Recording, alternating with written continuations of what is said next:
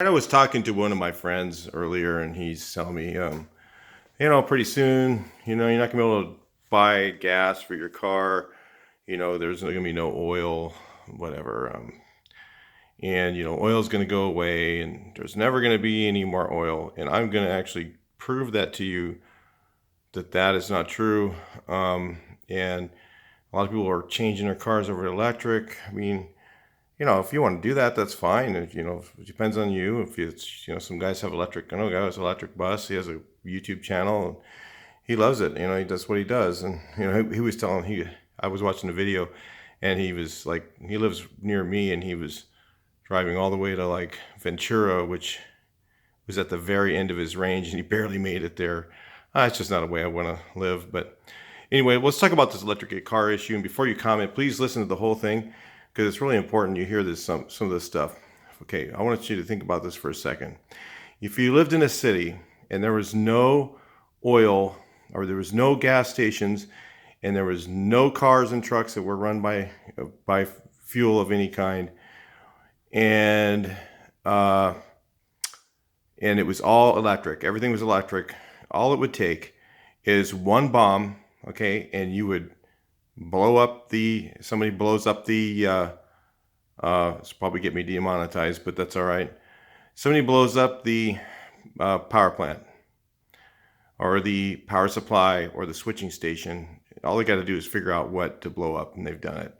Okay, let's say they do that. Now, hypothetically, how are they going to fix it? How can they get over there to fix it? How can they run equipment if nothing runs on oil to fix that? The answer is they can't. So, if we do that as a society and go without oil and have nothing but electric, we're going to paint ourselves in the corner. And I think there's enough people out there that are smart enough to know that this is possible. So the answer is there probably has to be oil, and it has to be gas stations just about everywhere all the time, because if you can fill up something with oil, let's say you run out of, they have a power outage for some reason. There's a lot of reasons for power outage. All it takes is an ice storm, and then you know what happens. And then whoever has the most oil is able to fix the problem. Okay, so usually those trucks over at the bucket trucks and stuff like that have full tanks of fuel, so they're all ready to go for stuff like that, because it happens. I mean, so not only will you have to have oil, but you'll have to have it readily available in a lot of places. Another thing that can't run really by anything other than oil is tractors. People go, oh, well, you can have an electric tractor. Yeah, okay, but where are you going to charge it? Okay, and how are you going to charge it when there's no power poles out in the middle of nowhere? It's just, that doesn't happen. You're still going to have diesel. You're still going to have oil.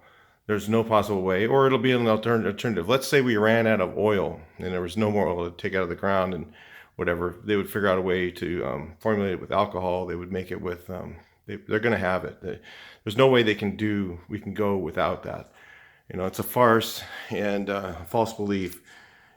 Explain it to me. If you think there's a possible way you can fix it without it, put it in the comments. Even if you don't, if you think I'm right, put a comment, thank you, or whatever, something, because the more comments we put on this video, the more awareness that we'll create, because it'll put it higher on the search. So anyway, thought I'd just make a quick video on that. I'll talk to you guys in the next video. So those of you guys doing that to your classics, taking your engines out, putting electric motors in, thinking that because there's going to be no oil, that's really probably not going to be true.